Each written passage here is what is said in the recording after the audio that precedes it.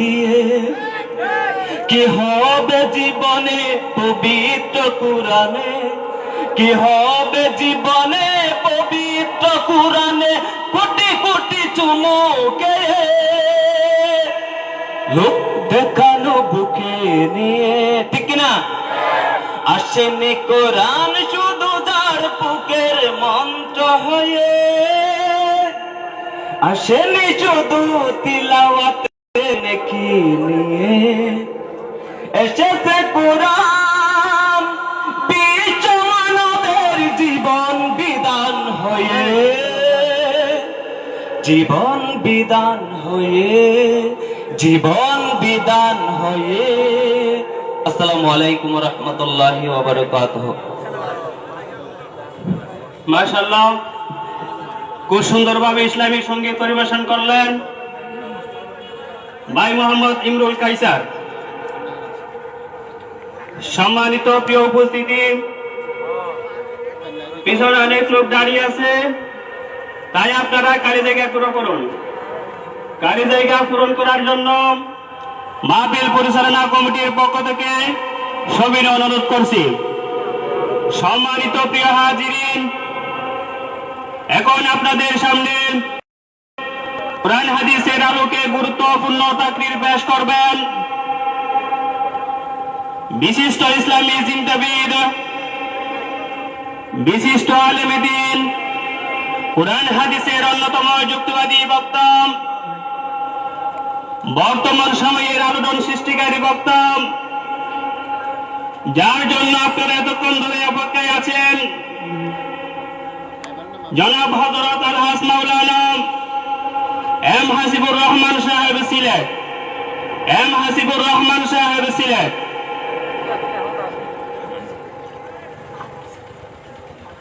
সম্মানিত প্রিয় উপস্থিতি,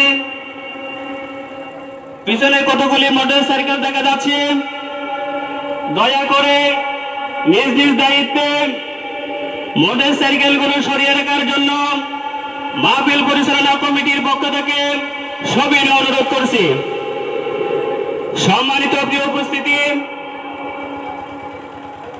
এখন আপনাদের সামনে কোরআন হাদিসের আলোকে গুরুত্বপূর্ণ তাকরীর পেশ করবেন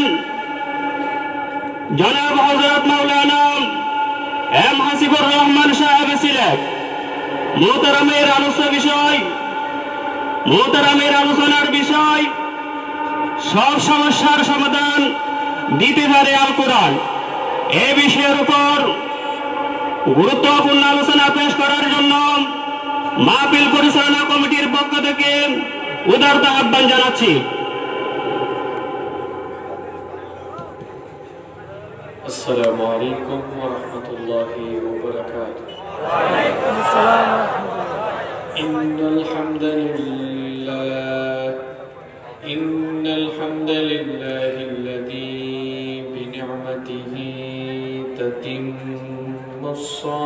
الصالحات، الذي علم القرآن، خلق الإنسان وكرم وعلمه من البيان ما لم يعلم، فسبحان الذي لا يحصى امتنانه باللسان ولا بالقلم. نستغفره ونتوب إليه، ونشهد أن لا إله إلا الله وحده لا شريك له، ونشهد أن سيدنا وسندنا وحبيبنا وطبيبنا وطبيب أرواحنا محمدا عبد الله ورسوله، أرسله بالحق بشيرا ونذيرا وداعيا إلى الله بإذنه وسراجا وقمرا منيرا. بعد فقد قال الله تعالى في كلامه المجيد وفي فرقانه الحميد أعوذ بالله من الشيطان الرجيم بسم الله الرحمن الرحيم إن الله وملائكته يصلون على النبي يا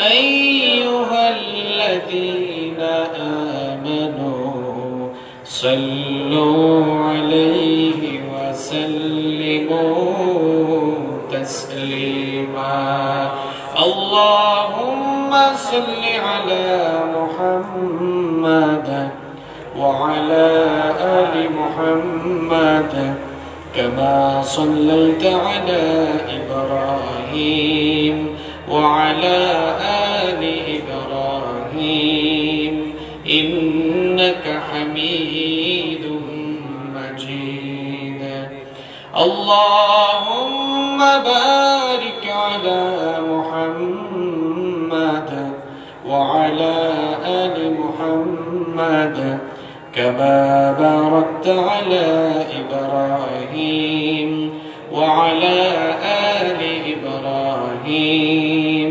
إنك حميد مجيد ربي زدني علما ربي زدني علما رب اشرح لي صدري ويسر لي أمري واحلل عقدة من لساني يفقه قولي سبحانك لا علم لنا إلا ما علمتنا إنك أنت العليم الحكيم صدق الله وسلم سبحان الله الحمد لله لا إله إلا الله سبحان الله الحمد لله لا إله إلا الله سبحان الله الحمد لله لا إله إلا الله তুমি বাঁচাও তুমি মারো অবিরত ক্ষমা করো তুমি বাঁচাও তুমি মারো অবিরত ক্ষমা করো ধরার যে জন তাকে ধরো ধরার যে জন তাকে ধরো তোমার মুঠোয় সবই আল্লাহ সুবহানাল্লাহ আলহামদুলিল্লাহ লা ইলাহা ইল্লাল্লাহ সুবহানাল্লাহ আলহামদুলিল্লাহ লা ইলাহা ইল্লাল্লাহ তোমার জিকে পড়ে অবাধ্য হই কেমন করে তোমার জিকে পড়ে অবাধ্য হই কেমন করে খুঁজে না পাই কোনো ভাষা খুঁজে না পাই কোনো ভাষা শুকর গুজার করার আল্লাহ সুবহানাল্লাহ আলহামদুলিল্লাহ লা ইলাহা ইল্লাল্লাহ তোমার দয়ায় মুদের ধরা সারা জাহান তোমার গড়া তোমার দয়ায় মুদের ধরা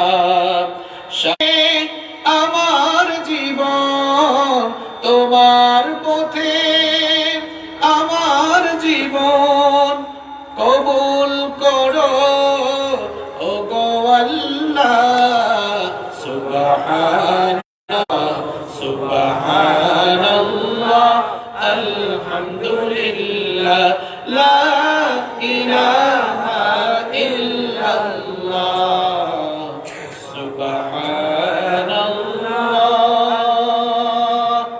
আলহামদুলিল্লাহ লা ইলাহা ইল্লাল্লাহ। বাংলাদেশের অত্যন্ত সুপরিচিত ঐতিহ্যবাহী কক্সবাজার জেলার চকরিয়া উপজেলার বড়ইতুলি ইউনিয়নের ঐতিহ্যবাহী মসনিয়াকাটা ইসলামী সমাজ কল্যাণ ফাউন্ডেশনের উদ্যোগে আয়োজিত আজকের এই 12তম ঐতিহাসিক তাফসীরুল কোরআন মাহফিলের চলমান অধিবেশনের মুহতারাম সভাপতি, মঞ্চে উপস্থিত সম্মানিত উলামায়ে কেরাম, আমার সামনে বসা চকরিয়া উপজেলার বিভিন্ন প্রান্ত থেকে আগত আল্লাহর দিন প্রেমী, কোরআন প্রেমী, সর্বস্তরের তাওহীদি জনতা, প্রাণ প্রিয় চকরিয়াবাসী, আপনারা সবাই কেমন আছেন? আলহামদুলিল্লাহ, আমি আল্লাহর রহমতে ভালো আছি। তবে কিছুটা শারীরিক অসুস্থতা বোধ করছি, আপনাদের দোয়া চাই। আমাদের সবাইকে ভালো রেখেছেন কে? আল্লাহ। আমাদেরকে সুস্থ রেখেছেন কে? আল্লাহ। কোরআনের এই মেলায় আমাদেরকে শামিল হওয়ার তৌফিক দিয়েছেন কে? আল্লাহ। হৃদয়ের সবটুকু ভালোবাসা, আবেগ, অনুভূতিকে উজাড় করে দিয়ে সেই মহান রবের জন্য শুকরগুজার হয়ে পড়ছি আলহামদুলিল্লাহ। সম্মানিত ভাইয়েরা, আমরা কোরআনুল কারীমের মাহফিলে আল্লাহর কোরআন থেকে আলোচনা শোনার জন্য এসেছি। কোরআনের এই মাহফিলগুলো আমাদের জন্য নেয়ামত, কারণ এই প্রোগ্রামগুলোতে আমরা আমাদের হৃদয়ের খোরাক পাই, আমাদের দিলের খোরাক আমরা এই মাহফিলগুলো থেকে পাই। আল্লাহর কোরআন শুনে আমরা আমাদের হৃদয়কে প্রশান্ত করার সুযোগ এই মাহফিলগুলো থেকে পাই। কিন্তু এই নিয়ামতের জায়গাটিকে নিয়ে বর্তমানে ভিন্ন এবং ভয়াবহ ষড়যন্ত্র চলছে। দাওয়াতের এই বিশাল একটি প্ল্যাটফর্ম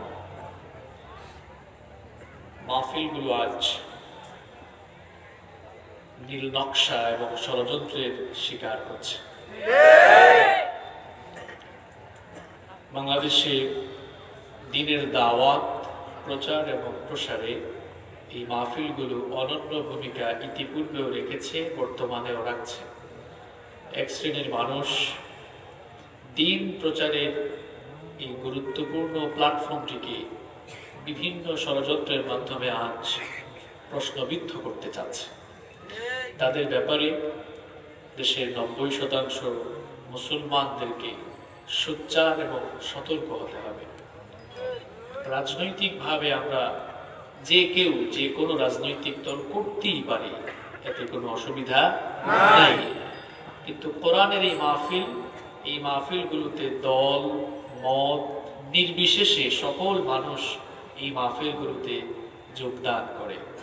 আপনারা বাংলাদেশের বিভিন্ন জায়গায় দেখবেন আওয়ামী লীগের লোকেরা, বিএনপির লোকেরা, জাতীয় পার্টির লোকেরা, চরমোনাইওয়ালারা, হেফাজতওয়ালারা, দেখা যায় রাজনৈতিক প্ল্যাটফর্ম তাদের ভিন্ন ভিন্ন থাকলেও বিভিন্ন এলাকায় দেখবেন মাহফিল হলে আবার সবাই ঈদের দিনের মতো এক মঞ্চে বসে যায়। এরকম আছে না নাই? এই মাহফিলগুলো শুধুমাত্র দিনী দাওয়াতেরই একটি প্ল্যাটফর্ম নয়, বরং বাংলাদেশে এটি একটি সংস্কৃতিও হয়ে দাঁড়িয়েছে। কারণ শত শত বছর ধরে এই দিনী সংস্কৃতি বা ঐতিহ্য দেশের শহরে, বন্দরে, নগরে, গ্রামে গঞ্জে, পাড়া মহল্লায় সব জায়গায় এখন ছড়িয়ে দিয়েছে।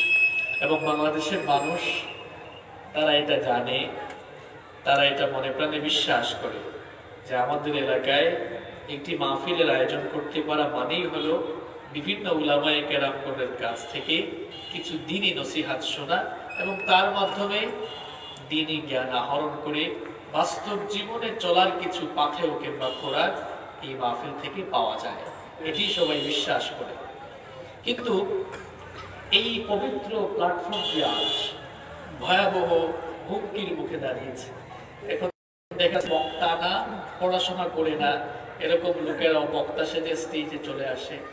এরপরে স্টেজগুলোতে মারামারি শুরু হয়ে যায়, দাঙ্গা হাঙ্গামা শুরু হয়ে যায়। আমি জানি না এই কাজগুলো কারা করছে, তবে আমরা এক ভয়াবহ অশনি সংকেত, আমরা ভয়াবহ এক অশনি সংকেতের দিকে যে আমরা যাচ্ছি সেটা আমরা চিন্তা করছি।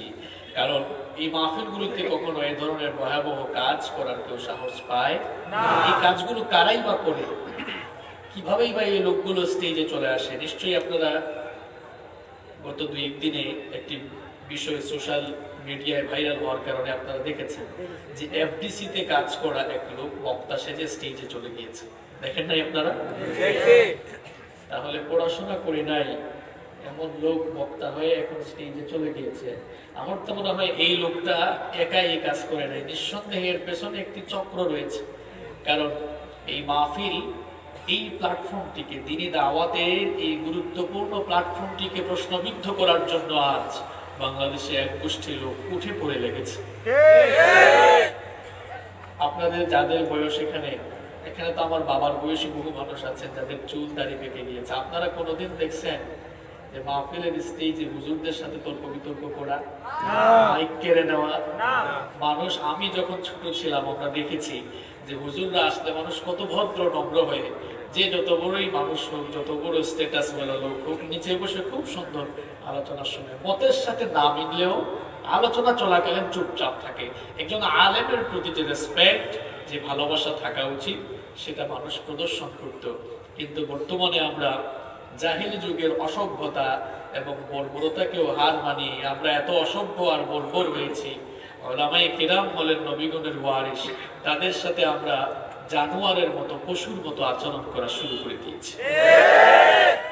আপনারা দেখেছেন গতকাল বাংলাদেশের একজন প্রবীণ আলেমের উপরে হামলা করা হয়েছে।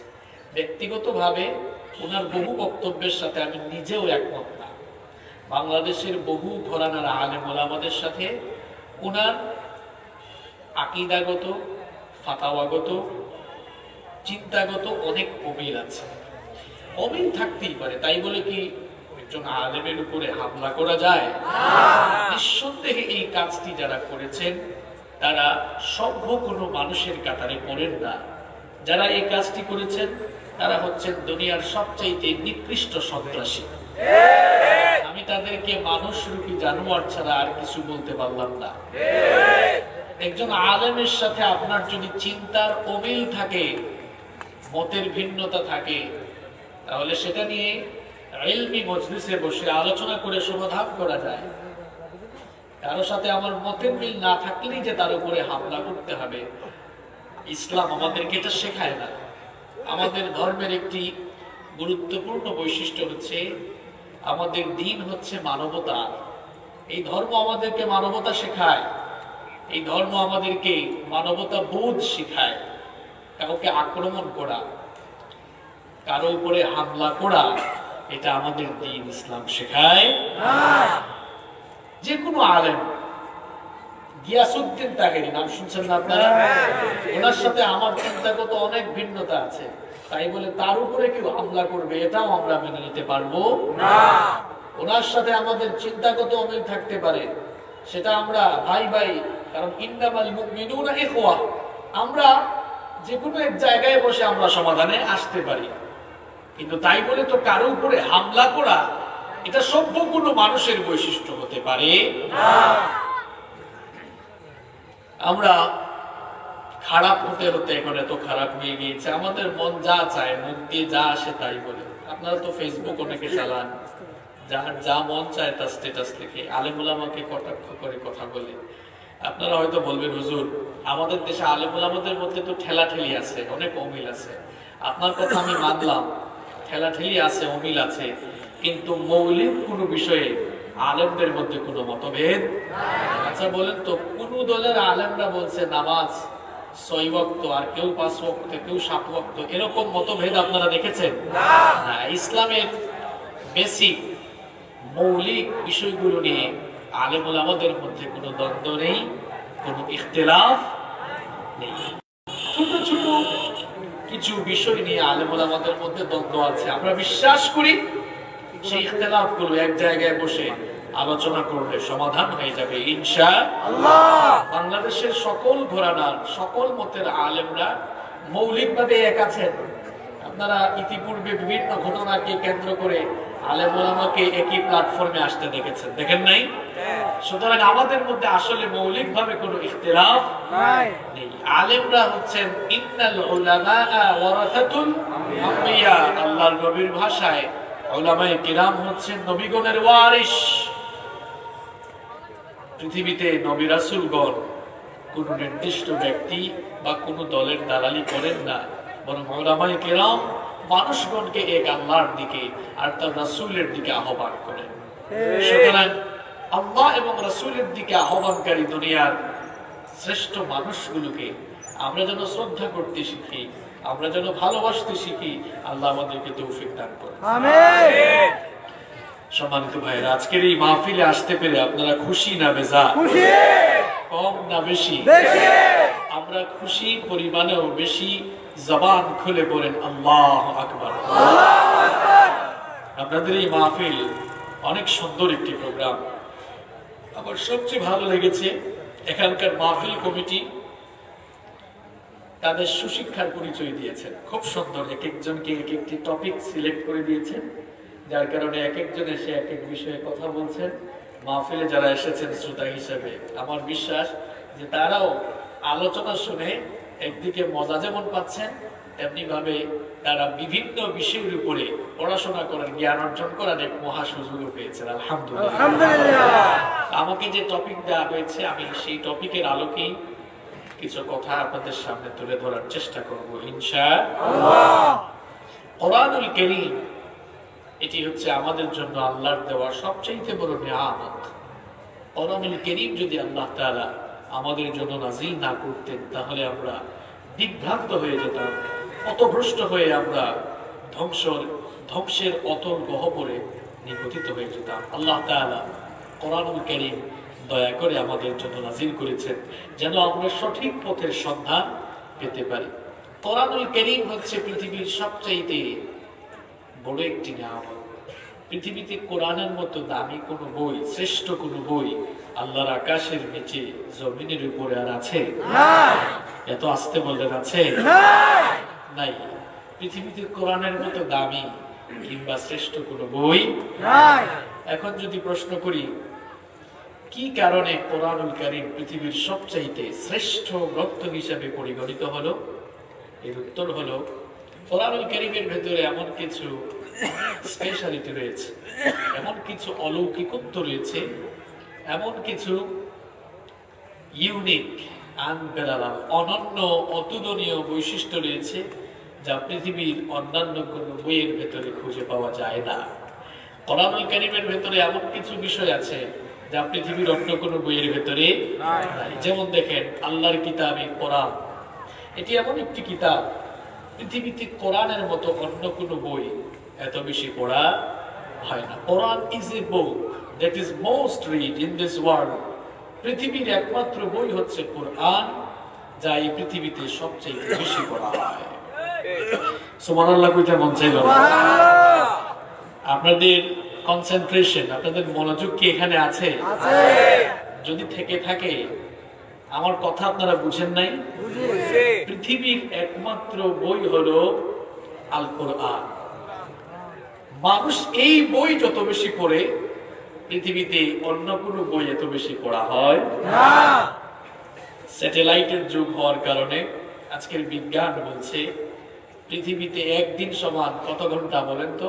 24 ঘন্টা। বলেন তো 24 ঘন্টা কোন বই, কোন একটি বই 24 ঘন্টা পড়া হয় এমন কোন বই আছে নাকি? আছে? কিন্তু আপনারা জানলে অবাক হয়ে যাবেন, পৃথিবীর একমাত্র বই হচ্ছে কোরআন, যা এই দুনিয়াতে 24 ঘন্টা অনবরত তেলাওয়াত হয়। আলহামদুলিল্লাহ। কিভাবে হয় সেটা আপনাদেরকে বুঝিয়ে দিই। মহাশূন্য নিয়ে যারা গবেষণা করছেন, মহাকাশ বিজ্ঞানী এবং জ্যোতির্বিজ্ঞানীরা বলছেন পৃথিবীর আহ্নিক গতি এবং বার্ষিক গতির কারণে এবং পৃথিবীর ঘূর্ণায়মান পদ্ধতির ফলে এই পৃথিবীতে সময়ের ভিন্নতা ঘটে যায়।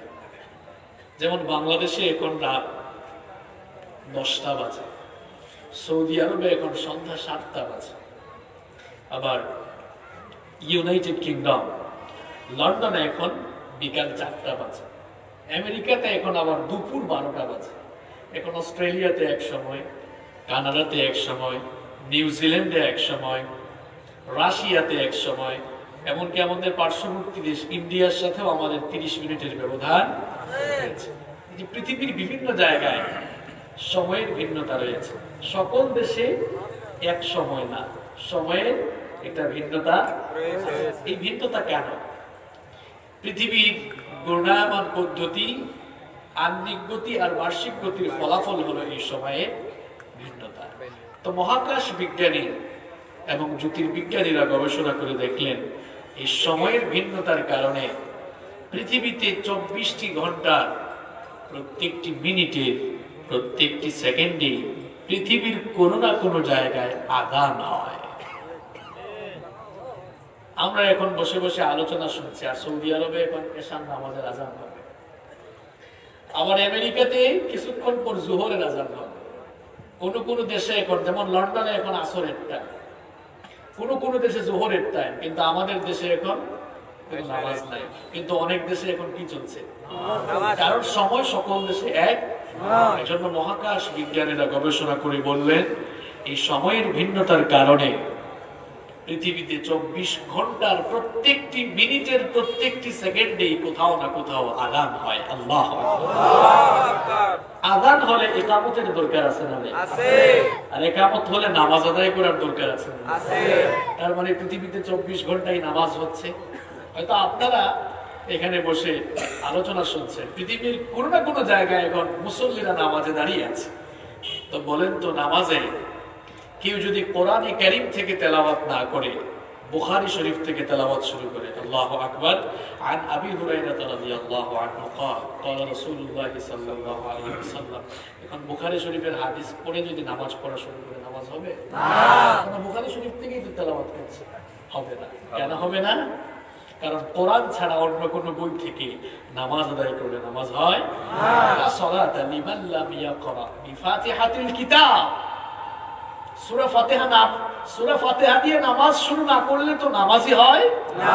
তাহলে বোঝা গেল নামাজে একটা বই থেকেই মানুষ তিলাওয়াত করে, সেই বইটার নাম হচ্ছে কোরআন। তাহলে বিজ্ঞানের দেয়া তথ্য মোতাবেক পৃথিবীতে যেহেতু 24 ঘন্টার প্রত্যেকটি মিনিটে, প্রত্যেকটি সেকেন্ডেই কোথাও না কোথাও নামাজ হয়, তার মানে পৃথিবীর একমাত্র বই হলো কোরআন, যা 24 ঘন্টার প্রত্যেকটি মিনিটের প্রত্যেকটি সেকেন্ডে পৃথিবীর কোথাও না কোথাও মানুষ তেলাওয়াত করে। সুবহানাল্লাহ। পৃথিবীতে কোরআন ছাড়া আরেকটা বইও নাই যে বই মানুষ 24 ঘন্টা তেলাওয়াত। আবার পৃথিবীর একমাত্র বই হচ্ছে এই কোরআন, যা ছাপাখানায় সবচেয়ে বেশি ছাপা হয়েছে। কোরআনের মতো ছাপা হয়েছে এমন কোন বই কি দুনিয়াতে আছে নাকি? পৃথিবীর একমাত্র বই হচ্ছে কোরআন, যা পৃথিবীতে সবচাইতে বেশি পরিমাণ বিক্রি হয়েছে। কোরআনুল কারীমের মতো বিক্রি হওয়া কিতাব পৃথিবীতে আর আছে? আবার এটি পৃথিবীর একমাত্র কিতাব যা পৃথিবীতে বিনামূল্যেও সবচাইতে বেশি বিতরণ। আবার এটি একমাত্র কিতাব যেই কিতাবের ইজ্জত সম্মান রক্ষার জন্য, যেই কিতাবের বিধান বাস্তবায়নের জন্য পৃথিবীর সর্বাধিক সংখ্যক মানুষ তাদের শরীরের তাজা রক্ত আল্লাহর জমিনে ঢেলে দিয়েছে। পৃথিবীর একমাত্র কিতাব হলো এই কোরআন, যার বিরুদ্ধেও বহু কপাল পোড়া দাঁড়িয়েছে। যারাই আল্লাহর কোরআনের বিরুদ্ধে দাঁড়িয়েছে তারাই ধ্বংসের অতল গহ্বরে নিপতিত হয়েছে। ইতিহাস এবং সময় যার বাস্তব সাক্ষী হয়ে আছে। আল্লাহর কিতাব এই কোরআন হলো এমন একটি কিতাব, nobody has ever bothered to read or heard the holy book Quran. এই কোরআন যিনি তিলাওয়াত করেন, এই কোরআন যিনি শুনেন, কেউ কখনো বিরক্ত হয় না। আচ্ছা, কোরআন তেলাওয়াত করলে কিংবা কোরআন শুনলে কেউ কি কখনো বিরক্ত হয় না? আপনারা বিরক্ত হইছেন না? একটি গান যখন বের হয়, যুবক আর তরুণরা সেই গান কয়েকদিন শোনার পরে বলে গানটি আর ভালো লাগে না। একই গান আমরা কয়দিন শুনবো, শুনতে শুনতে ভালো লাগে না, এই গান আমাদের কাছে পুরাতন হয়ে গিয়েছে। কিন্তু জন্মের পর থেকে আপনারা মসজিদে যান, ইমাম সাহেব প্রত্যেকদিন সূরাতুল ফাতিহা দিয়ে নামাজ শুরু করেন। কেউ কি কোনোদিন মসজিদে গিয়ে ইমাম সাহেবকে বলেছেন নাকি, ইমাম সাহেব প্রত্যেকদিন আপনি সূরাতুল ফাতিহা দিয়ে নামাজ শুরু করেন, কতবার শুনবো? একটি সূরা শুনতে শুনতে আমাদের ভালো লাগে না, আজ একটু অন্য সূরা দিয়ে নামাজ শুরু করেন। এমন কথা কি কেউ কোনোদিন বলেছে নাকি? বলার সুযোগ বা সম্ভাবনা আছে নাকি? কেউ এরকম কথা কখনো বলবে না। কারণ আল্লাহর কিতাবে কোরআন যতই পড়া হয়, যতই আল্লাহর কিতাবের তেলাওয়াত মানুষ শুনে, ততই মানুষের ভালো লাগে। আমার কোন শায়েখ, কোন আলেম, কোন কারি এত সুন্দর কণ্ঠে কোরআন তেলাওয়াত করে, কারো কণ্ঠে আল্লাহ এমন সুধা ঢেলে দিয়েছেন, তারা যখন তাদের সুললিত কণ্ঠে আল্লাহর কিতাবের তেলাওয়াত শুরু করে দেয়, তাদের সুললিত কণ্ঠের তেলাওয়াত শুনলে মানুষের হৃদয় ঠান্ডা হয়ে যায়, কলিজাটা ঠান্ডা হয়ে যায়। তেলাওয়াত শুনতেই ভালো লাগে, শুনতেই ভালো লাগে। আপনারা যারা হজ করেছেন, উমরা করেছেন, হারামাইন শরীফাইনে যারা সালাত আদায় করেছেন, লক্ষ্য করেছেন হারামে যখন সালাত শুরু হয়ে যায় মনে হয় যেন আকাশ থেকে আল্লাহর কোরআন নাজিল হচ্ছে। বিশেষ করে হারামের ইমামরা যখন নামাজ শুরু করে দেন, ফদিলাতুশ শেখ ডক্টর আব্দুর রহমান আস-সুদাইস, সৌদ আশ-শুনাইম, বান্দারবালিলা, ইয়াসির আদ-দুসরি, এরা যখন তাদের সুললিত কণ্ঠে আল্লাহর কিতাবের তেলাওয়াত শুরু করে দেয়, তাদের পেছনে লক্ষ লক্ষ মুসল্লিরা থাকে। অনেকে অর্থ বুঝে না, অর্থ না বুঝলেও কোরআনে কারীমের সুললিত তেলাওয়াত শুনে মানুষের হৃদয়টা ঠান্ডা হয়ে যায়, কলিজার মধ্যে শিহরণ সৃষ্টি হয়ে যায়। কারো খারাপ লাগে না, বিরক্ত লাগে না, বরং দেখা যায় এত ভালো লাগে পেছন থেকে মুসল্লিরা চোখের পানি ঝরায়। এরকম চিত্র আছে না নাই? আল্লাহর কোরআন শুনলে কেউ কোনোদিন বিরক্ত হয় না, কারো খারাপ লাগে না, আনইজি ফিল হয় না, বরং আল্লাহর কোরআন শুনলেই মানুষের হৃদয় ঠান্ডা হয়ে যায়, মানুষের কলিজাটা ঠান্ডা হয়ে যায়, হৃদয়ে এক ধরনের শিহরণ জাগ্রত হয়। এটি হলো আল্লাহর কোরআনের স্পেশালিটি। এইরকম করে কিয়ামত পর্যন্ত আল্লাহর কিতাবের তেলাওয়াত চলতে থাকবে, আর মানুষেরাও কোরআনের তেলাওয়াত শুনে শুনে কোরআনের সুশীতল ছায়া তলে এসে আশ্রয় গ্রহণ করতে থাকবে। আল্লাহর কোরআন শুনলে কেউ কখনো বিরক্ত হবে না, যিনি তেলাওয়াত করবেন তিনিও কখনো বিরক্ত হন না। আমার এটি এমন কিতাব, the number of the people who have memorized the Holy Book Quran is countless. এটি এমন একটি কিতাব, পৃথিবীতে এই কিতাবের মুখস্থকারীর সংখ্যা সবচাইতে কম না বেশি? আচ্ছা বলেন তো, এই কিতাবের যত হাফেজ আছে, এই কিতাবের যত মুখস্থকারী আছে, পৃথিবীতে অন্য কোন বইয়ে এত হাফেজ আছে? কথা বলেন, আছে? আবার এই কিতাব পড়ার জন্য, মুখস্থ করার জন্য সহজ ভাষায় নাজিল করেছেন কে? আল্লাহ রব্বুল আলামিন কোরআনে কারীমে বললেন, ওয়ালাকাদ ইয়াসসারনাল কুরআনা লিযিকরি ফাহাল মিন মুদ্দাকির। তোমাদের পড়ার জন্য, বুঝার জন্য, মুখস্থ করার জন্য এই কিতাব আমি সহজ ভাষায় নাজিল করেছি। সহজ যদি না হতো তাহলে আপনি আমাকে বলেন, আমাদের হাফেজে কোরআন ভাইয়েরা 30 পারা এই কোরআন মুখস্থ করে কিভাবে তাদের সিনায় ধরে রেখেছে? এটা মুখস্থ করার জন্য সহজ করেছেন কে? দেখবেন বিদেশি ভাষাগুলো, অন্যান্য ভাষাগুলো শিখতে গেলে মানুষের দাঁত মুখ ভেঙে যায়, কত কষ্ট। কিন্তু আমাদের মাতৃভাষা আরবি নয়, দেখা যায় আমরা খুব সুন্দর করে কোরআন তেলাওয়াত করতে পারি, কারণ কোরআনটাকে একদম সহজ করে নাজিল করলেন কে? আল্লাহ। ওলামায়ে কিরাম যারা এসেছেন মাহফিলে, আপনারা তো খুব ভালো জানেন সাহিত্যের ভাষা আর কোরআনের ভাষার মধ্যে ভাষাগত কিছু ভিন্নতা আছে। কিরকম ভিন্নতা? সাহিত্যের ভাষাগুলো কোরআনুল কারীমের ভাষার চেয়ে একটু দুর্বোধ্য এবং কঠিন, কিন্তু কোরআনুল কারীমের প্রত্যেকটি লফজ তেলাওয়াত করলে মনে হয় যেন অনেক সহজ। এমনকি দেখবেন মাঝে মাঝে হাদিস মুখস্থ করার চেয়ে কোরআন মুখস্থ করা অনেকটা সহজ। হাদিস মুখস্থ করার চেয়ে কোরআন মুখস্থ করাটা অনেক সহজ। আমার দেশের হাফেজরা দেখেন, এদেরকে ব্রিলিয়ান্ট বললে কম হবে, এদেরকে ট্রিলিয়ান্ট বলতে হবে। এরা যখন কোন ইন্টারন্যাশনাল কম্পিটিশনে যায়, দেখা যায় আরব দেশের প্রতিযোগীরা সেখানে থাকলেও আমার দেশের হাফেজদের সাথে এরা পাত্তাও পায় না। প্রত্যেক বছরই তো আন্তর্জাতিক কম্পিটিশনে আমাদের দেশের ছেলেরা যায়, 60, 70, 80টা দেশের প্রতিযোগীদেরকে পেছনে ফেলে দিয়ে আমার দেশের হাফেজরা ফার্স্ট, সেকেন্ড কিংবা থার্ড হয়ে যায়। কি প্রতিভা এই দেশের ছেলেগুলোর! গিয়ে দেখেন মাদ্রাসার হোস্টেলগুলোতে ডাল ভাত আলু ভর্তা এগুলো খায়, এগুলো খেয়ে খেয়ে এমন প্রতিভাবান হয়েছে এরা, ইন্টারন্যাশনাল কম্পিটিশনে গেলে এদের সাথে কেউ পারে না। এরা আমাদের সোনার টুকরা ছেলে, এদেরকে কদর করা দরকার। এরা এই দেশের সম্পদ। রাতের বেলা আমরা যখন ঘুমিয়ে থাকি, এরা তখন শেষ রাতে উঠে কোরআন তেলাওয়াত করে। এদের কারণেই এই জমিনে বরকত নাজিল হয়। এজন্য এই সোনার টুকরা ছেলেগুলোকে কদর করা দরকার, মূল্যায়ন করা দরকার। আমরা এদেরকে মূল্যায়ন করি না, আমাদের দেশে এদের মূল্যায়ন নাই। এরা দেশের সুনাম অর্জন করে, আমাদের দেশের সুনাম সুখ্যাতি চতুর্দিকে ছড়িয়ে যখন দেশে আসে, এদেরকে একটা সেলিব্রেশন দেওয়ার মতো, একটা সম্বর্ধনা দেওয়ার মতো কোন অনুষ্ঠানের আয়োজন আমরা করতে পারি না। কি কপাল পুরা জাতি আমরা! অথচ এই ছেলেগুলো আমার দেশের সুনাম সুখ্যাতি, কোরআনুল কারীমের আওয়াজ, কোরআনুল কারীমের সুর দিয়ে পৃথিবীর দিক দিগন্তে ছড়িয়ে দেয়। আল্লাহ আমাদেরকে বুঝার তৌফিক দান করেন।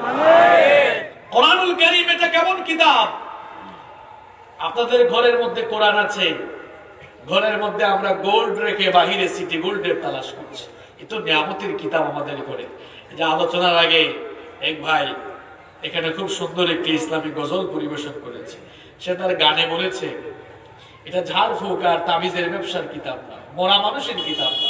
আমরা কোরআনুল কারীমকে ঘরের মধ্যে রেখে দিয়েছি, সুন্দর করে একটি কাপড় দিয়ে পেঁচিয়ে চুমু দিয়ে রেখে দিয়েছি। কেউ মারা গেলে নামিয়ে তার জন্য আমরা খতম করতে থাকি। আপনারা বলেন তো, এই কোরআন কি মানুষ মারা যাওয়ার পর খতম দেওয়ার জন্য নাজিল হয়েছে? এটা তো জীবিত মানুষের জন্য হেদায়েতের গাইডলাইন হিসেবে নাজিল হয়েছে। আপনি মরার আগ পর্যন্ত কোরআন পড়বেন, বুঝবেন, মানবেন, কোরআনের রঙে নিজের জীবনকে রাঙাবেন। এই জন্য কোরআনুল কারীম আল্লাহ তাআলা নাজিল করেছেন। আপনি মরার পরে এই কোরআন খতম দেওয়ার জন্য কোরআন আসে না। কোরআন এসেছে জীবনটাকে কোরআনময় করার জন্য। কোরআন এসেছে আপনার জীবনটাকে কোরআনের আলোয় আলোকিত করবার জন্য। আপনি কোরআনটাকে চিনলেনও না, বুঝলেনও না। আপনার ঘরে এমন এক দামি কিতাব, এই কিতাবের একটি স্পেশালিটি হলো the entire Quran has been presented in poetic form. আপনি কোরআনটা একটু খুলে দেখুন, গোটা কোরআনকে আল্লাহ তাআলা খুব চমৎকার ছন্দময় করে নাজিল করেছেন। পৃথিবীর কোনো বই, কোনো কিতাব এত সুন্দর ছন্দময় করে নাজিল হয়নি, কিংবা পৃথিবীর কোনো বইয়ে এত সুন্দর ছন্দের মিল পাওয়া যায় না। আপনি যখনই কোরআনুল কারীম তেলাওয়াত করবেন, দেখবেন প্রত্যেকটি আয়াতে আয়াতে ছন্দের এক চমৎকার মিল রয়েছে। যেই সূরা থেকেই আপনি তেলাওয়াত করবেন, এক অনন্য ছন্দের মিল আপনি খুঁজে পাবেন। কোরআনুল কারীমের সবচাইতে ছোট সূরার নাম কি? যারা বললেন না, আপনাদের সন্দেহ আছে? কোরআনুল কারীমের সবচাইতে ছোট সূরার নাম কি? এই ছোট্ট সূরাটি আপনাদের সবার মুখস্থ আছে। একটু তেলাওয়াত করে দেখেন তো, কি চমৎকার ছন্দ মিল এই সূরার ভেতরে রয়েছে। সবাই প্রাণবন্ত আওয়াজে আমার সাথে তেলাওয়াত করুন। ইন্না আতাইনাকাল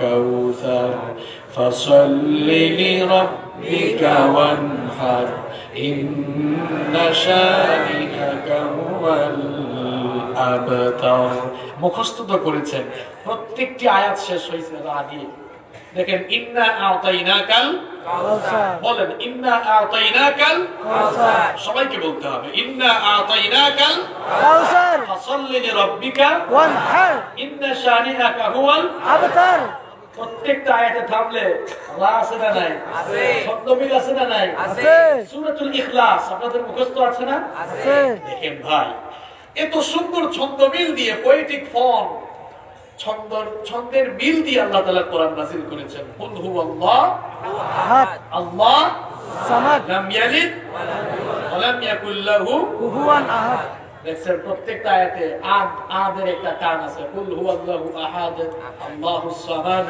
লাম ইয়ালিদ ওয়া লাম ইউলাদ ওয়া লাম ইয়াকুল লাহু কুফুয়ান আহাদ সুবহানাল্লাহ ছন্দমিল আছে না নাই আছে আপনারা মনে করতে পারেন মনে হয় এই দুইটা সূরাই ছন্দমিল আর কোন সূরায় নাই না প্রত্যেকটি সূরায় ছন্দমিল আছে সুবহানাল্লাহ সুবহানাল্লাহ কুল আউযু বিরাব্বিন নাস মালিকিন নাস ইলাহিন নাস সব জায়গায় আছে সূরাতুর রহমান যদি তেলাওয়াত শুরু করেন আর রহমান আল্লামাল কুরআন খালাকাল ইনসান আল্লামাহুল বায়ান ছন্দমিল আছে না ভাই আর রহমান আল্লামাল কুরআন খালাকাল ইনসান আল্লামাহুল বায়ান যে সূরাতে যাবেন সেই সূরার ভেতরে আপনি ছন্দমিল পাবেন ইদাস সামাউন ফাতারাত ওয়া ইদাল কাওয়াকিবু ইনতাসারাত ওয়া ইদাল বিহারু ফুজ্জিরাত ওয়া ইদাল কুবুরু বু'থিরাত আলিমাত নাফসুম মা কদ্দামাত ওয়া আখারাত সুবহানাল্লাহ গোটা কোরআনকে ছন্দময় করে নাযিল করেছেন কে আল্লাহ এটি এমন এক কিতাব there is no contradiction between the holy book Quran and science বিজ্ঞানের সাথে কোরআনের কোনো দ্বন্দ্ব এখন তো বিজ্ঞান তথ্য প্রযুক্তির যুগ এই তথ্য প্রযুক্তি আর বিজ্ঞানের যুগে বাস করে এমন কথা কেউ বলতে পারবে না যে বিজ্ঞানের এই যুগে স্যাটেলাইটের এই যুগে ১৫০০ বছর আগে নাজিল হওয়া মধ্যযুগে নাজিল হওয়া এই কিতাব এই যুগে আর চলতে পারে না এমন কথা কেউ বলতে পারবে বরং আমরা বড় গলায় বলতে পারবো স্যাটেলাইটের কারণে পৃথিবীর মানুষ বর্তমানে যা জেনেছে আল্লাহর কোরআন ১৫০০ বছর আগে পৃথিবীবাসীকে তা জানিয়েছে আল্লাহু আকবার আল্লাহু আকবার কিভাবে জানেন এই পৃথিবীর সেই পৃথিবীর আকৃতির ব্যাপারে বিজ্ঞান এক এক শতাব্দীতে এক এক সময় এক এক ধারণা দিয়েছে প্রাচীনকালের লোকেরা প্রাচীনকালের বিজ্ঞানীরা পৃথিবীর মানুষকে বলেছিল এই পৃথিবী হলো চ্যাপ্টা কিংবা সমতল বিজ্ঞান ধীরে ধীরে উন্নত হলো উন্নত হওয়ার কারণে দেখা গেল বিজ্ঞানের দেয় তথ্যের পরিবর্তন ঘটলো ১৫৯৭ সালে এখন কত সাল পাবলিক এটাও জানে না এখন কত সাল কুশাল ২০২১ সাল তাহলে দেখেন আজ থেকে প্রায় কত বছর আগে ৫০০ বছরেরও বেশি সময় ১৫৯৭ সালে ফ্রান্সিস ড্রেক তিনি জলপথে পৃথিবীর চারপাশ ভ্রমণ করলেন ভ্রমণ করার পরে তিনি পৃথিবীর মানুষকে জানালেন যে আগের যুগের বিজ্ঞানীরা পৃথিবীর মানুষকে জানিয়েছিল পৃথিবী চ্যাপ্টা বা সমতল কিন্তু আমি জলপথে পৃথিবীর চারপাশ ঘুরে দেখলাম পৃথিবী চ্যাপ্টাও নয় সমতলও নয় বরং পৃথিবী হচ্ছে গোলাকার এখন আপনারা বলেন তো পৃথিবী আসলে কি গোলাকার কথা বলেন গোলাকার পৃথিবী আসলে কি গোলাকার হ্যাঁ পৃথিবী গোলাকার এই পক্ষে কারা কারা হাত তোলেন তো আচ্ছা পৃথিবী গোলাকার না এই পক্ষে বেশি মানুষ তো বলেন তো গোলাকার না হলে পৃথিবী কিসের মতো ডিম্বাকৃতি দেখেন ১৫৯৭ সালে বিজ্ঞান বলল না আমাদের আগের যুগের বিজ্ঞান বা বিজ্ঞানীরা যে তথ্য দিয়েছে এটা ভুল এখন আমরা বললাম পৃথিবী গোলাকার আর বর্তমানে স্যাটেলাইট চলে আসলো স্যাটেলাইট আসার কারণে আধুনিক বিজ্ঞান মানুষকে জানালো যে আমাদের আগের যুগের আগের জেনারেশনের বিজ্ঞানীদের দেওয়া তথ্য ভুল বলেছিল পৃথিবী গোলাকার, পৃথিবী আসলে গোলাকার নয়। আমরা এখন স্যাটেলাইটের কারণে জানতে পেরেছি পৃথিবী আসলে ডিম্বাকৃতির। পৃথিবী ডিমের মতো। ডিমটা কি গোল? আর ডিমের যে আকৃতি, পৃথিবীটারও ওই আকৃতি। এখন দেখেন এই 2021 সালে কিংবা এই কয়েক বছর আগে স্যাটেলাইট আসার ফলে আমরা এটা জানতে পেরেছি। কিন্তু আপনি কি জানেন আপনার ঘরে যে কিতাবকে আপনি এভাবে পেঁচিয়ে রেখেছেন চুমু দিয়া, মনে করছেন এটা হুজুরদের কিতাব, ঝাড়ফুকের কিতাব, যেই কিতাবকে আপনি ধর্মীয় কিতাব মনে করে আপনার ঘরের ভেতরে রেখে দিয়েছেন, বর্তমান বিজ্ঞানীদের কষ্ট করা এই তথ্যটি আল্লাহর কোরআন ১৫০০ বছর আগে জানিয়ে দিয়েছে। আল্লাহ কোরআনুল কারীম খুলে দেখুন, আল্লাহ তাআলা ১৫০০ বছর আগে পৃথিবীর আকৃতির ব্যাপারে বলেছেন, ওয়াল আরদা বা'দা যালিকা দাহাহা। আল্লাহ তাআলা বলছেন আমি এই জমিনকে বিস্তীর্ণ করেছি। বিস্তীর্ণ করেছি কিসের মতো? আল্লাহ বললেন দাহাহা। আরবি ভাষা সম্পর্কে যাদের যথেষ্ট জ্ঞান আছে, কামুস ডিকশনারি গুলো খুলে দেখবেন, এই দাহা শব্দের বাংলা অর্থ করা হয়েছে উট পাখির ডিম। আল্লাহ তাআলা পৃথিবীর আকৃতি বুঝাতে গিয়ে দাহা শব্দ ব্যবহার করলেন, আর বুঝাতে চাইলেন এই পৃথিবীকে আমি উট পাখির ডিমের মতো ডিম্বাকৃতি করেছি। সুবহানাল্লাহ। তাহলে আপনারা বলেন তো কোরআন আগে না বিজ্ঞান আগে? আসতে বললেন কেন? কোরআন আগে না বিজ্ঞান আগে? অবশ্যই কোরআন আগে। বিজ্ঞান যত উন্নত সমৃদ্ধ আর বিকশিত হবে, পৃথিবীর বিজ্ঞানীরা, বিজ্ঞানের শিক্ষক আর বিজ্ঞানের ছাত্ররা ভিক্ষার থলি হাতে নিয়ে কোরআনের সামনে চিরকাল এতিমের মতো মাথাটা নত করে দিয়ে নিচু করে থাকতে বাধ্য হবে। এত বড় দামি কিতাব আপনাদের ঘরে আছে। It's the source of knowledge and science. এটি জ্ঞান বিজ্ঞানের উৎস। আমার যুবক ভাইয়েরা, আমার তরুণ ভাইয়েরা, স্কুল কলেজ ইউনিভার্সিটি স্টুডেন্ট যারা মাহফিলে এসেছেন, আমি তোমাদেরকে বলতে চাই এই কোরআনকে তোমরা শুধুমাত্র আরবিতে লেখা এক ধর্মীয় কিতাব মনে করো না। তুমি যদি তোমার জ্ঞানের পাত্রকে পরিপূর্ণ করতে চাও, আল্লাহর কিতাব পড়া শুরু করে দাও।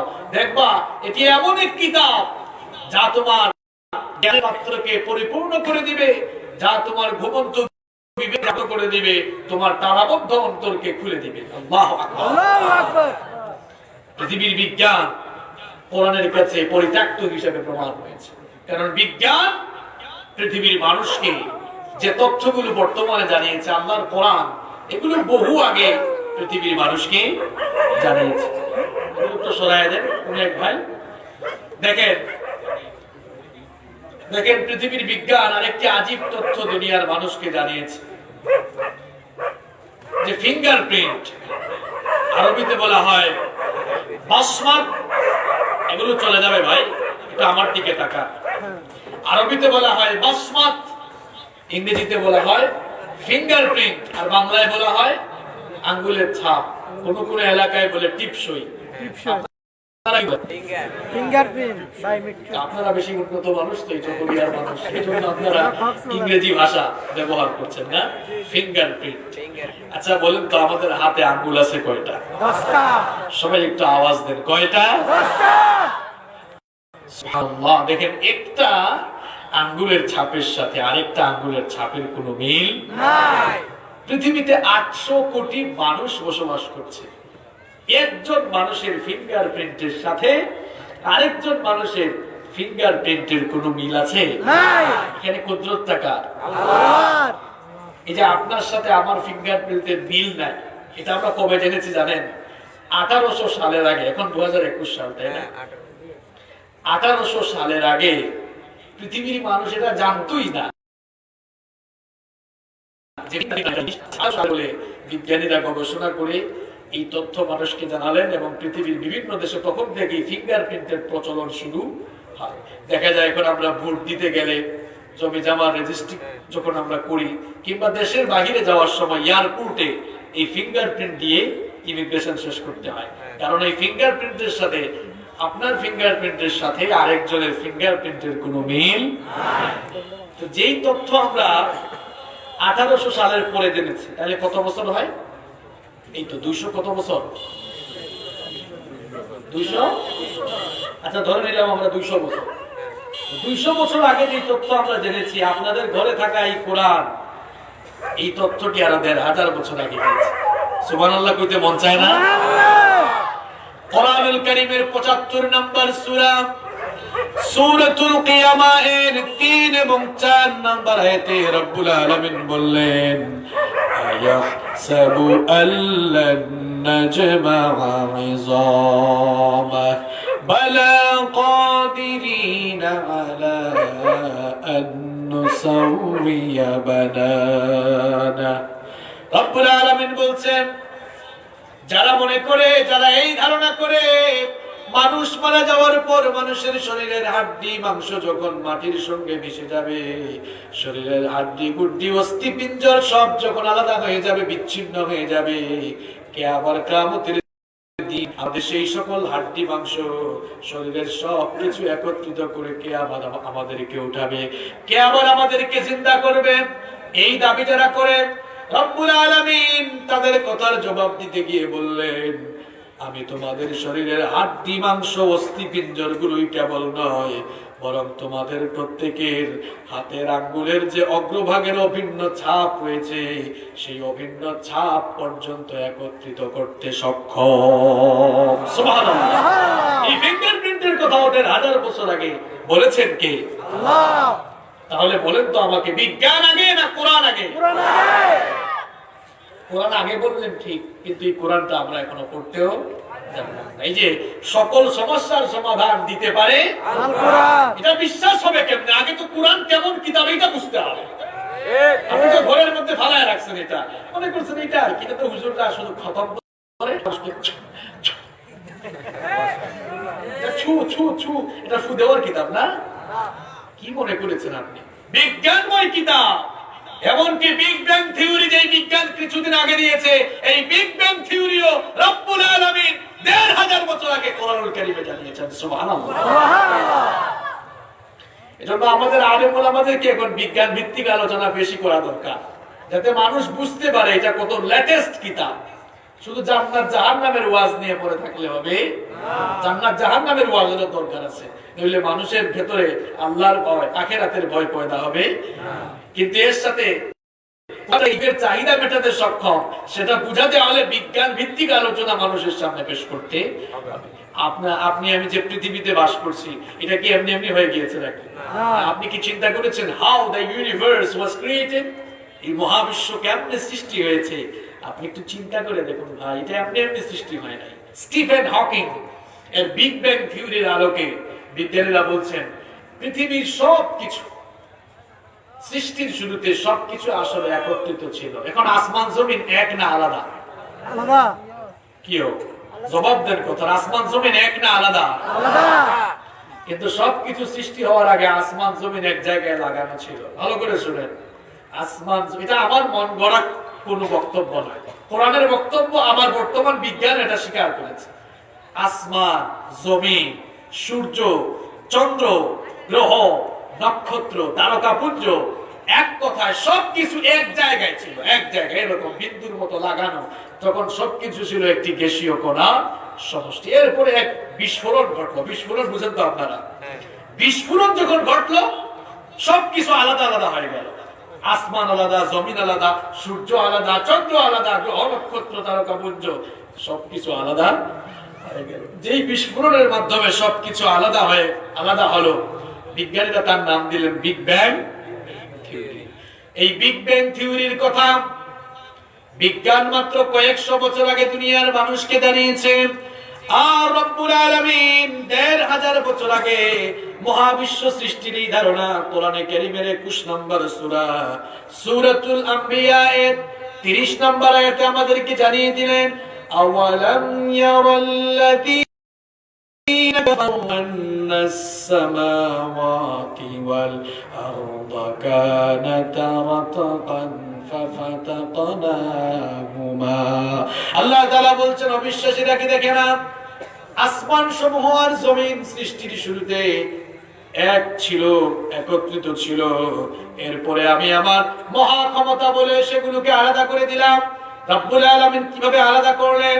কোরআনে কারীমের 41 নম্বর সূরা সূরা হামিম আস-সাজদা এর 11 নম্বর আয়াতে বিস্তারিত বললেন, সুম্মাস্তাওয়া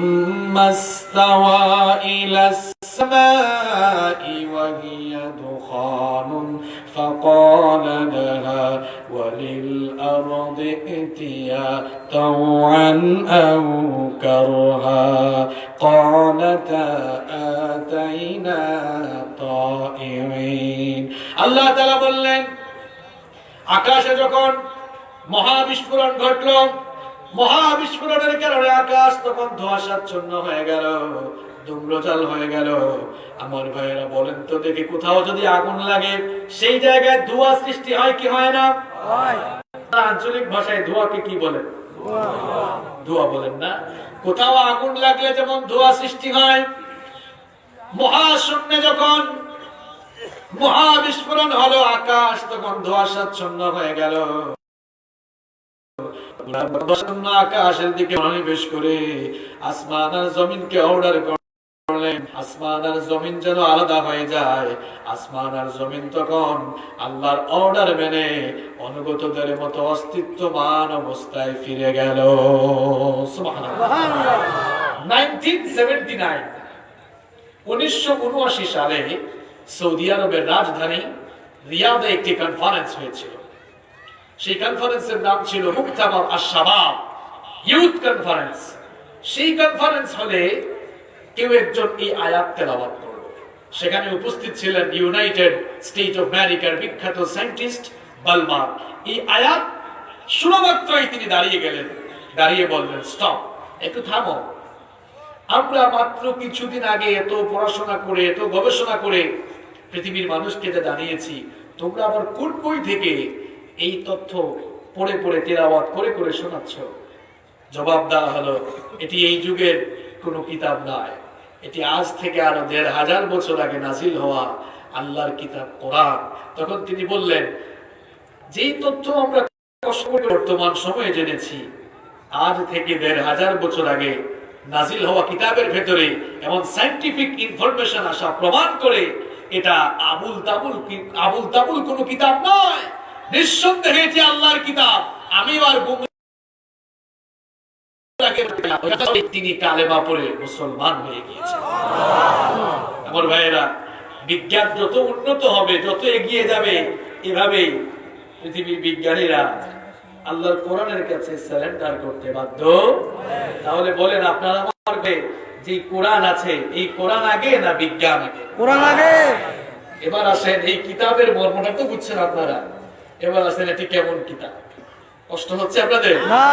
এবার আমি একেবারে মূল জায়গায় চলে যাচ্ছি। এটা এমন এক কিতাব, এর কাছে যারা আসবে তাদের সম্মান, তাদের মর্যাদা বাড়িয়ে দিবেন কে?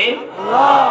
এই কিতাবের সঙ্গে যার রিলেশন হয়ে যায়, যার সম্পর্ক হয়ে যায়, যার ছোঁয়া লেগে যায়, যার সংস্পর্শ লেগে যায়, অটোমেটিক তার মর্যাদা এটা যায়। যেই ফেরেশতা এই কোরআন নিয়ে আসলেন, আল্লাহর সকল ফেরেশতাদের চাইতে ওই ফেরেশতার মর্যাদা কম না বেশি? বেশি। যেই ভাষায় এই কোরআন নাযিল হলো, পৃথিবীর সকল ভাষা চাইতে ওই ভাষা শ্রেষ্ঠত্ব কম না বেশি? যার উপরে এই কোরআন নাযিল হলো, পৃথিবীর সকল মানুষের উপরে তার মর্যাদা কম না বেশি? খুব খেয়াল করে কথাগুলো শুনেন। দেখেন, কোরআনের সাথে যার রিলেশন হয়, অটোমেটিক কিভাবে তার মর্যাদা বেড়ে যায়। বছরে তো 12টি মাস রয়েছে, কিন্তু যেই মাসে কোরআন এলো, অন্যান্য মাসে ওই মাসের দাম কম না বেশি? পৃথিবীতে বছরের মধ্যে 365 দিন আর 365 রাত আছে, কিন্তু যেই রাতে কোরআন নাযিল হয়েছে, সারা বছরের সকল রাতের উপরে ওই রাত্রির শ্রেষ্ঠত্ব কম না বেশি? আবার দেখেন, কাঠ দিয়ে সোফা বানানো হয়, কাঠ দিয়ে চেয়ার টেবিল বানানো হয়, ফার্নিচার বা আসবাবপত্র বানানো হয়। চেয়ার টেবিল সোফা বা আসবাবপত্রের সাথে মানুষের পা লাগে। কেউ কি কখনো সম্মান বা ভক্তি করে সেগুলোকে সালাম করেছে নাকি? চুমু খেয়েছে নাকি? কিন্তু কাঠের দুইটা টুকরা দিয়ে যখন রেহাল বানানো হয় আর সেই রেহানের উপরে যখন আল্লাহর কিতাব কোরআন রাখা হয়, তখন সেই কাঠের টুকরার সাথে সেই রেহানের সাথে মানুষের পা লাগলে মানুষেরা রেহালকে বুকের সঙ্গে জড়িয়ে ধরে, মুখের সামনে নিয়ে চুমু খায়। কারণ এই কাঠের টুকরার উপরে কার কিতাব রাখা হয়েছে? এজন্য ওই কাঠের ছোট্ট দুইটা টুকরার মর্যাদা বাড়লো না কমলো? আবার দেখেন, গার্মেন্টস ফ্যাক্টরিতে অনেক কাপড় আছে, শপিং মলে কাপড়ের অনেক দোকান আছে, এমনকি আপনাদের বাসা বাড়িতে, আপনাদের ঘর বাড়িতে আলনা আছে, আলমারি আছে। আলনা বুঝেন তো আপনারা? আলনায় মানুষ কি রাখে? কাপড় যখন ময়লা হয়ে যায়, মানুষ ধোয়ার জন্য আলমারি থেকে, ওয়ার্ডরোব থেকে কিংবা আলনা থেকে যখন কাপড় টান দেয়, মাঝে মাঝে কিছু কাপড় পায়ের তলায় পড়ে যায়। পায়ের তলায় কোনো কাপড় পড়লে সেই কাপড়টা হাতে নিয়ে কেউ বুকের সঙ্গে জড়িয়ে ধরে না, মুখের সামনে নিয়ে চুমো খায় না। কিন্তু ছোট্ট কোনো কাপড়ের টুকরা দিয়ে যখন গিলাফ, জিলবাব বা বস্ত্রনি বানানো হয়, আর সেই কাপড়ের টুকরা দিয়ে যখন আল্লাহর কিতাব কোরআনকে পেঁচানো হয়, সেই কাপড়ের টুকরা মানুষের হাত থেকে পড়ে গেলে মানুষ সম্মান আর ভক্তি করে কাপড়ের টুকরাকে বুকের সাথে জড়িয়ে ধরে, মুখের সামনে নিয়ে চুমু খায়। কারণ ওই কাপড়ের টুকরার দামটা যতই কম হোক না কেন, কাপড়টা যতই ছোট হোক না কেন, ওই কাপড়ের টুকরা দিয়ে কার কিতাব পেঁচানো হয়েছে। এজন্য কাপড়ের টুকরার মর্যাদাও বাড়ে নাকি কমে? চকরিয়ার প্রিয় ভাইয়েরা, আমরাও যদি আল্লাহর কিতাব এই কোরআনের সঙ্গে রিলেশন করতে পারি, আমরাও যদি আল্লাহর কিতাবের প্রতি ভালোবাসা প্রদর্শন করতে পারি, আল্লাহর কিতাবকে যদি আমরা আমাদের হৃদয়ে লালন করি, আল্লাহর কিতাব কোরআন যদি আমরা পড়ি, বুঝি, আর কোরআন অনুযায়ী যদি আমল করি, আমাদের জীবনটাকে যদি আমরা যদি আমাদের জীবনটাকে কোরআনের রঙে রাঙাতে পারি, কোরআনের আলোয় আলোকিত করতে পারি, আমাদের মর্যাদাও বাড়বে নাকি কমবে? এত বেশি মর্যাদা বাড়বে। শুধু যে মর্যাদা বাড়বে তা নয়, এই কিতাবই আপনার জন্য কিয়ামতের দিন সুপারিশকারী হয়ে যাবে। মুসলিম শরীফের বর্ণনায় আল্লাহর নবী বললেন, আল কুরআনু হুজ্জাতুল লাকা আও আলাইক। এই কোরআন হয় কিয়ামতের দিন আপনার পক্ষে দাঁড়িয়ে যাবে অথবা আপনার বিপক্ষের দলিল হয়ে যাবে। এই কোরআন, সাহেবুল কোরআন যারা, কোরআনের সাথী যারা, আল্লাহর কোরআনকে যারা হৃদয়ে ধারণ করেছে, লালন করেছে, কোরআন যারা পড়েছে, বুঝেছে, মেনেছে, কোরআনের সাথী যারা হয়েছে, কোরআনের আন্দোলনে যারা নিজেদেরকে শামিল করেছে, এই কোরআন কিয়ামতের দিন আল্লাহর সামনে আপনার পক্ষ হয়ে ঝগড়া করবে ততক্ষণ আল্লাহ আপনাকে মাফ করে দিয়ে জান্নাতে ঢুকাবেন না যতক্ষণ। হুজ্জা হয়ে যাবে, আপনার জন্য দলিল হয়ে যাবে, আপনার পক্ষে তর্ককারী হয়ে যাবে, আল্লাহর সঙ্গে কোরআন ঝগড়া করবে ততক্ষণ আল্লাহ আপনাকে জান্নাতে ঢুকাবেন না যতক্ষণ। সুবহানাল্লাহ। আর যদি কোরআনের বিরুদ্ধে চলে যান, কোরআনও কিয়ামতে আপনার বিরুদ্ধে দাঁড়িয়ে যাবে। আর কোরআন যদি কারো বিরুদ্ধে দাঁড়িয়ে যায়, ওই লোকটা বাঁচার কোনো সম্ভাবনা আছে? এটি কেমন কিতাব দেখেন, কোন ব্যক্তি এর কাছে আসলে ওই ব্যক্তির দাম বেড়ে যায়।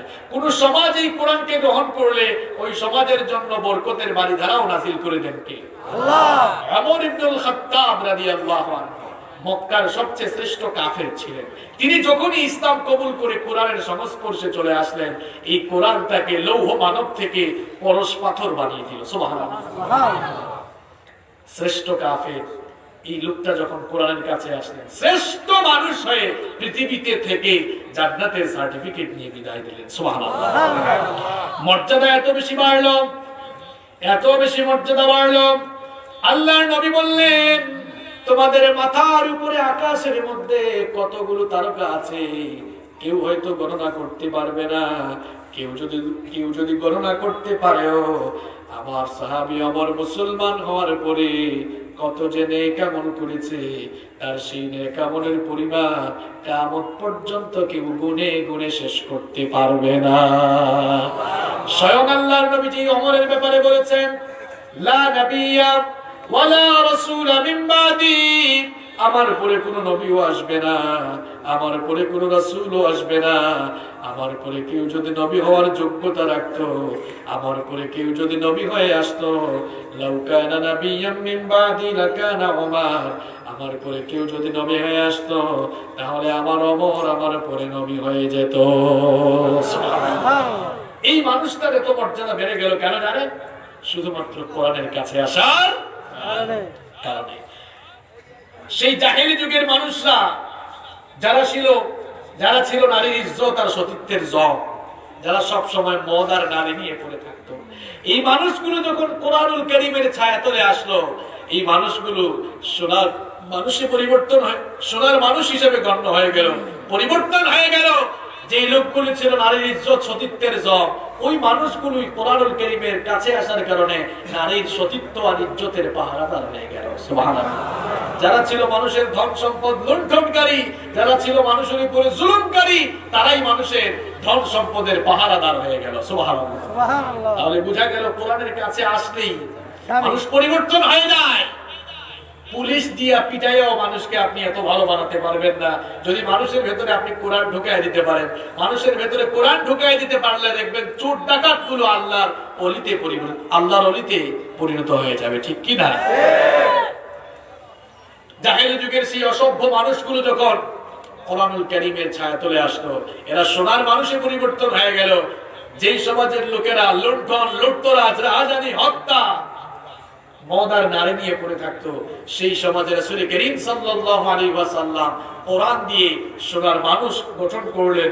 কোরআন দিয়ে এমন একটি সমাজ, এমন একটি রাষ্ট্র তিনি কায়েম করলেন, যে রাষ্ট্রে, যেই সমাজের মধ্যে কোনো চুরি থাকলো না, ডাকাতি থাকলো না, জেনা ব্যভিচার থাকলো না, অন্যায় অপকর্ম, কোনো হারাম থাকলো না, কোনো অপকর্ম থাকলো না। কোরআনুল কারীমের কারণে সেই সমাজটাকে বরকত দিয়ে ভরে দিলেন কে?